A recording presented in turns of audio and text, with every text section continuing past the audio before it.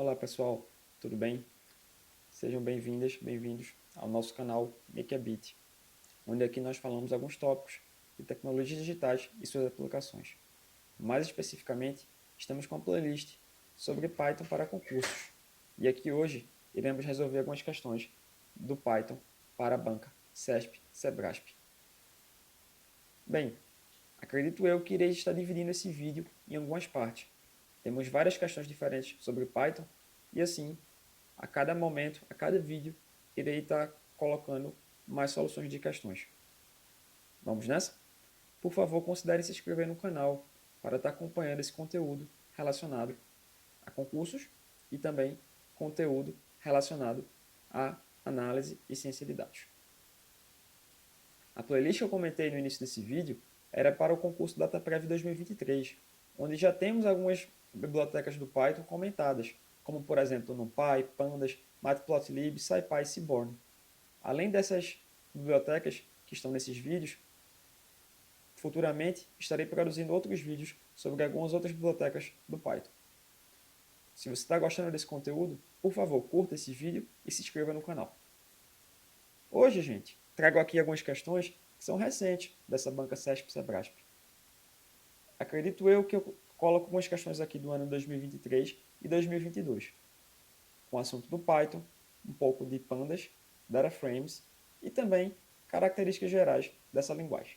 A primeira questão que a gente aparece aqui foi numa prova justamente de suporte à infraestrutura, tá?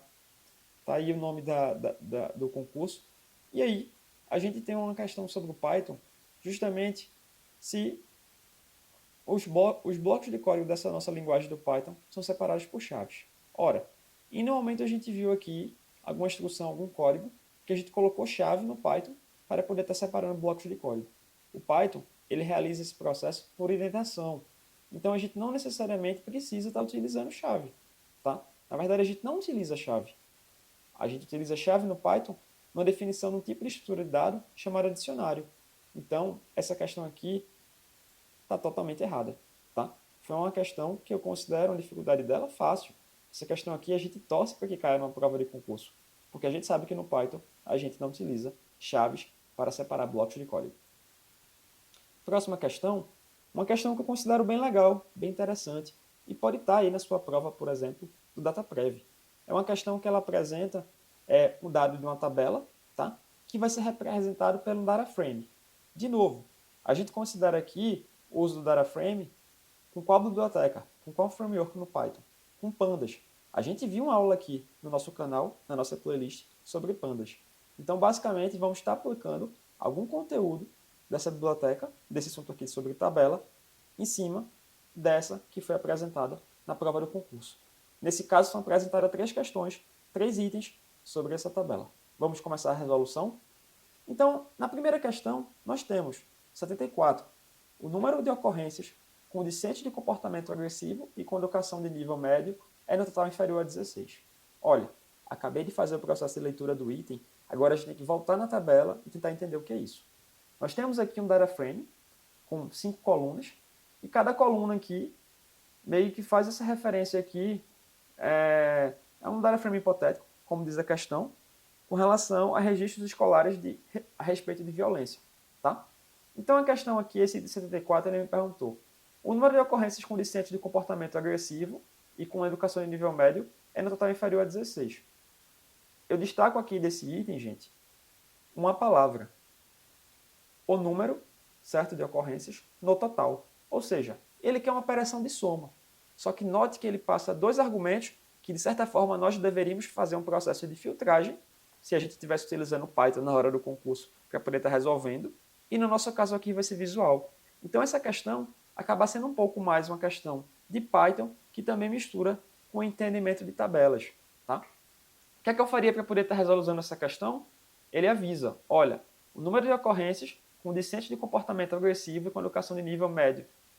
Então, de certa forma, eu preciso estar filtrando nessa minha tabela as linhas que possuem, para a coluna comportamento, a característica de agressivo e educação de nível médio. Feito isso, como vocês podem estar observando, eu consigo estar destacando essas 3 linhas. E aí, para tentar responder a questão, eu posso fazer a soma dos elementos da coluna ocorrência. Como nós podemos ver, eu faço a soma 8 mais 2 mais 5 e a resposta para essa soma dá 15. Como o item afirmava que essa soma era total inferior ao valor de 16, esse item está correto. Notem que essa questão não necessariamente necessitava conhecer um comando, uma sintaxe do Python. Com a interpretação da tabela, eu conseguia responder. Beleza? Vamos para o próximo item. No próximo item, vai ser um pouco similar, tá? A gente vai estar observando aqui a questão que fala para a gente o seguinte. Olha, considere que você vai fazer a criação da nova linha vazio ao final do data frame, tá? Então, a gente tem essa tabela aí, e ao final dessa tabela, iremos fazer um processo de criação. A técnica utilizada para fazer esse preenchimento dessa nova linha e dos dados numéricos ausentes vai ser a média aritmética, ou seja, para esse processo de ocorrência, de certa forma, eu vou fazer uma média aritmética. E aí ele também nos avisa o seguinte, e suponha que nesta nova linha, o dado ausente para a coluna comportamento vai ser a atribuição do valor calmo, tá? E aí, por fim, a questão nos afirma. A leitura da questão sempre é importante, tá, gente? No final, a questão vai estar afirmando para a gente. Nesse caso, o dado ausente dessa coluna ocorrência, dessa nova linha que a gente vai estar criando ao final do data frame, será atribuído um valor de 7. Olha, o que é importante para essa questão é a gente fazer esse processo de média aritmética, porque o enunciado me afirmou que qualquer valor numérico que eu vou estar sendo realizado vai ser uma média aritmética. Então a gente pode estar destacando esses valores aí, porque a questão me afirmou que a gente vai estar, por exemplo, preenchendo o atributo do valor de calmo, tá? Então vocês observam que ela afirmou isso. Então eu posso estar filtrando os valores aqui com comportamento calmo e realizando a média aritmética desses valores. Antes de começar a somar os valores para poder realizar a média, vamos contar quantas linhas de fato acontecem. Então são 1, 2, 3, 4, 5, 6. São 6 linhas, certo? Agora eu posso estar fazendo a soma do valor de ocorrência. E aí vai ser 3 mais 2, mais 1, mais 4, mais 2, mais 7. Dividido por 6, gente, a resposta da minha questão vai ficar 19 dividido por 6. Tá? Eu sei que eu peço perdão que eu não ter colocado aqui o valor, essa conta realizada, mas é 19 dividido por 6. 19 dividido por 6, gente, dá valor próximo de 3. Então esse valor não é superior a 7. Esse item aqui, consequentemente, está errado. Tá? Notem que foi importante a gente interpretar um pouco o enunciado da questão e posteriormente estar realizando esse processo de cálculo de média aritmética dentro dessa tabela, dentro desse data frame. Isso aqui também respondia a questão. Perfeito? Por fim, ainda sobre essa questão aqui da tabela, desse data frame, a gente tem esse item 76. Nesse item, ele afirmou o seguinte, considere o seguinte comando. Opa, finalmente a gente começou a falar de Python, né? Algo além da interpretação do data frame, dessa tabela que nos foi apresentada. Aqui a gente pode observar, considere esse comando da biblioteca Pandas, então aquilo que eu tinha afirmado no início do vídeo, olha, esse vídeo no início da questão, olha, essa questão aqui vai ser relacionada possivelmente a dado tabular, que é o Pandas, que a gente viu isso aqui também na aula da nossa playlist. Então podemos ver, esse comando aqui para o processamento do data frame, tá? Ele usa o comando o quê? Drop duplicates, beleza? Utiliza o argumento subset, novamente, esse argumento subset, a gente vai estar filtrando apenas as tabelas que nos interessam, então as tabelas de nosso interesse é a tabela comportamento e educação, só que note que essas tabelas, esses nomes aqui, já estão errados. Observe que aqui o conteúdo aqui da tabela é minúsculo, tá? Educação é a mesma coisa. Então isso aqui já não ia conseguir, de certa forma, se a gente for levar o pé da letra da sintaxe do Python, realizar essa operação. Perfeito? Já ia dar erro automático. Então, assim, até o momento aqui eu já considero que essa questão esteja errada. Mas vamos ver também o enunciado, tá? Nesse tipo de banca é importante a gente meio que fazer um geral da questão e tentar encontrar todos os tipos de erro, tá? Esse tipo de questão da banca CESP e Sebrasp é bem chatinho, mas na minha concepção, até esse momento aqui do texto, eu estou ainda nessa linha aí, data frame drop, tá? Já está errada a questão, mas eu vou ler até o final. Nessa hipótese, o processamento do comando apresentado resultará na remoção das colunas com os títulos comportamento e educação. Não, isso aqui também está errado. A gente tem 2 erros nessa questão.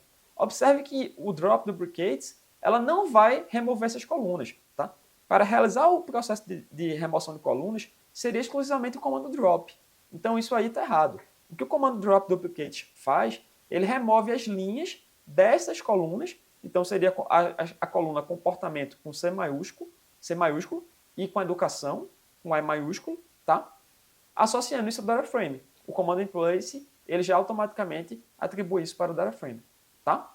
Então, a questão tem dois erros, como eu falei. Tanto o erro de sintaxe, nessa linha aqui, além também do erro dessa operação. Então, essa questão, gente, está totalmente errada, tá? O gabarito dessas nossas três questões que acabamos de resolver seria certo, errado, errado. Belezinha? Vamos para a próxima questão.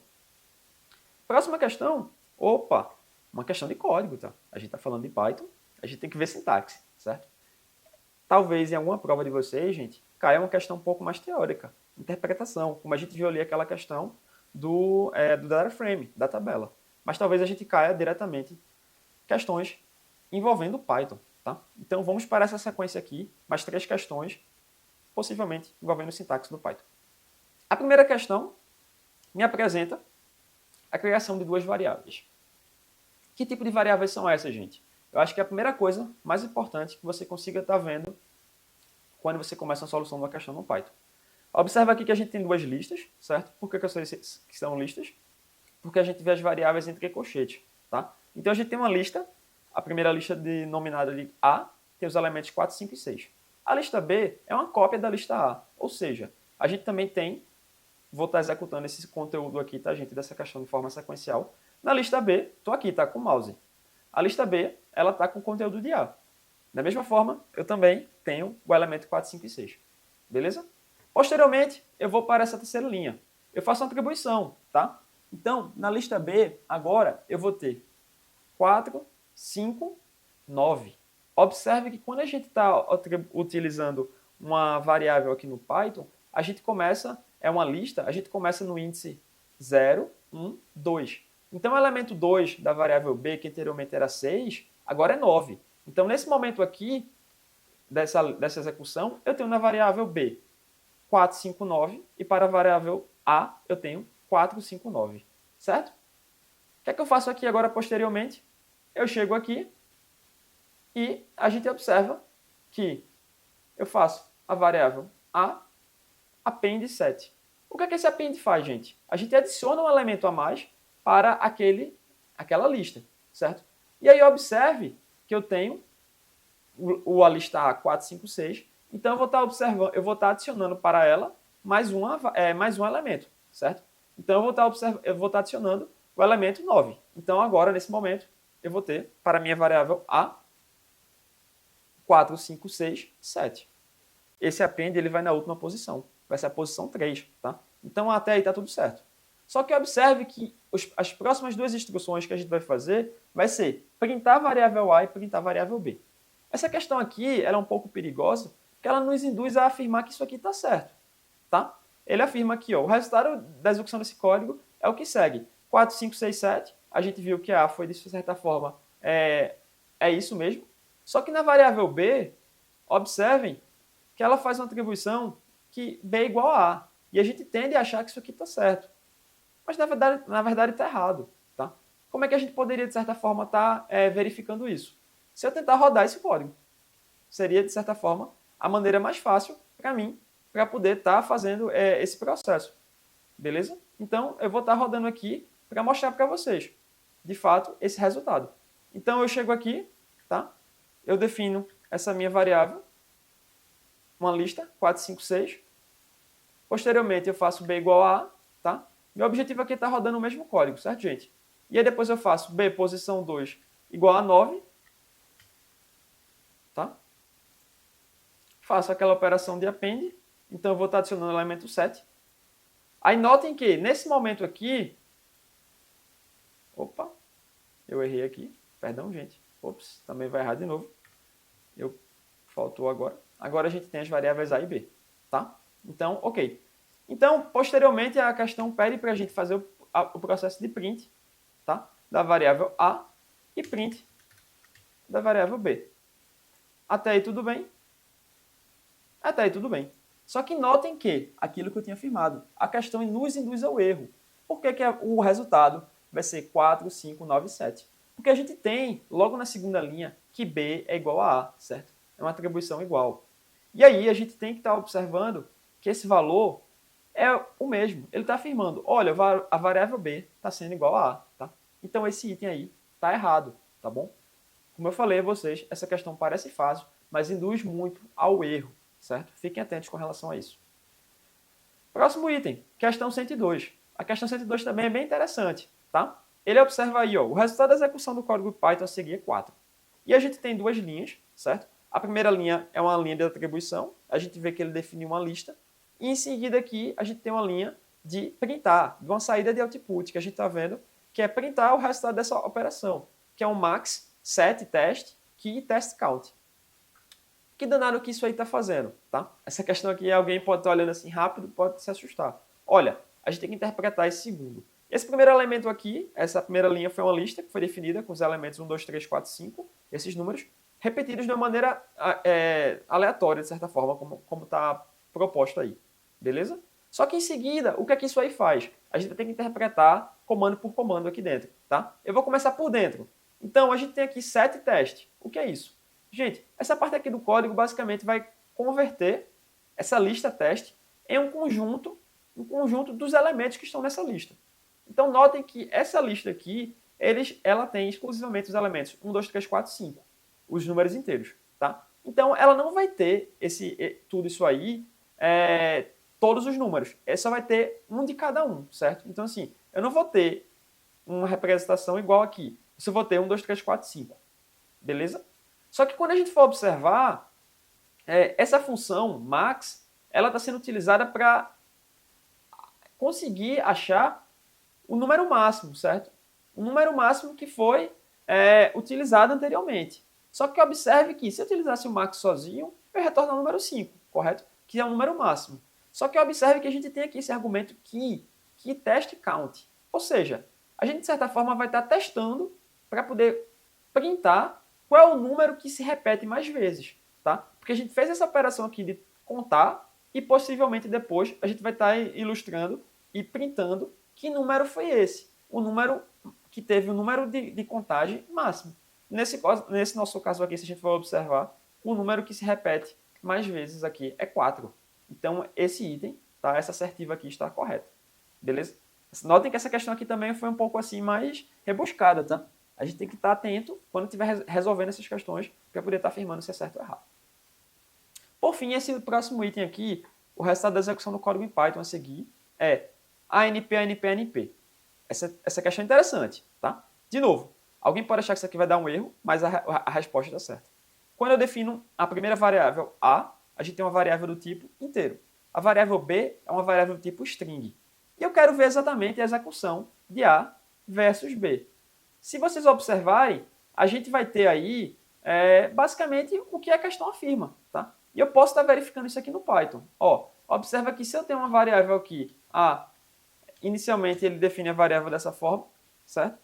Deixa eu só aqui, eu defino dessa forma, e depois eu acho que eu errei, né? Eu errei. Aqui no caso seria B, certo? E a gente tem A como 3, tá? Então a gente tem isso. Depois o que a questão quer é que eu faça esse processo de print de A versus B. E como a gente pode ver, de fato, vai dar essa resposta, tá? Então, esse item, essa assertiva, está correta, tá? Alguém poderia estar achando que o Python vai dar esse erro de tipo, mas não dá. Por que não dá? Porque o Python tem uma tipagem dinâmica, tá? O tipo de variável ele não é fixo. Falando nisso, então, a gente pode fazer essa sequência para essa questão aqui. É uma questão um pouco diferente, um tipo de questão ABCDE, que perguntou justamente isso que eu acabei de afirmar desse item anterior. Tá? Observe que no item anterior eu falei que o Python possui tipagem dinâmica. E nessa prova aqui, de escrivão de polícia, caiu isso. Na linguagem do Python, o tipo de uma variável em tempo de execução é definida pelo interpretador pelo recurso denominado. Vamos agora analisar as respostas. Tipagem dinâmica. Sim, já é a resposta. Tipagem dinâmica. Tá? Já está logo na letra A. Por que não é, de certa forma, dessas outras alternativas? Modo interativo? Não, isso não tem nada a ver com essa pergunta. Sintaxe? Não, sintaxe é sintaxe de código. Isso aí está de enfeite, tá, nessa questão. Também não faz sentido. Interpretação de bytecode? Não, isso seria alguma coisa lá de Java, quando você faz e compila algo do Java. Não tem nada a ver também aqui com Python. Empacotamento? Também não, tá? Então, a única resposta que faz sentido, e de fato que é a correta, é a alternativa A, tipagem dinâmica. Beleza? Vamos para o nosso próximo item. Próximo item, a gente tem aqui seguido, na linguagem Python são consideradas sequências mutáveis. Ou seja, é uma questão sobre tipo de estrutura de dado. Vamos tentar aqui analisar e tentar responder. Que tipo de estrutura de dado é uma sequência mutável? A gente pode estar alternando. A gente olha aqui assim, strings, de certa forma é mutável, certo? É uma sequência mutável, mas cadeias, não, a gente não tem cadeia como estrutura de dado. Tupla não é, tupla é imutável. A gente olha aqui listas, sim. Listas são sequências mutáveis no Python, tá? Então a gente observa que a resposta a essa questão é o item D, tá? Listas. É o tipo de estrutura de dado no Python que é mutável. Beleza? Bem, chego aqui ao final desse vídeo, gente. Como vocês podem ver, eu trouxe a resolução de algumas questões, tanto questões ABCDE quanto questões de certo e errado, dessa banca CESP-SEBRASP. E notem que tem algumas alternativas, né?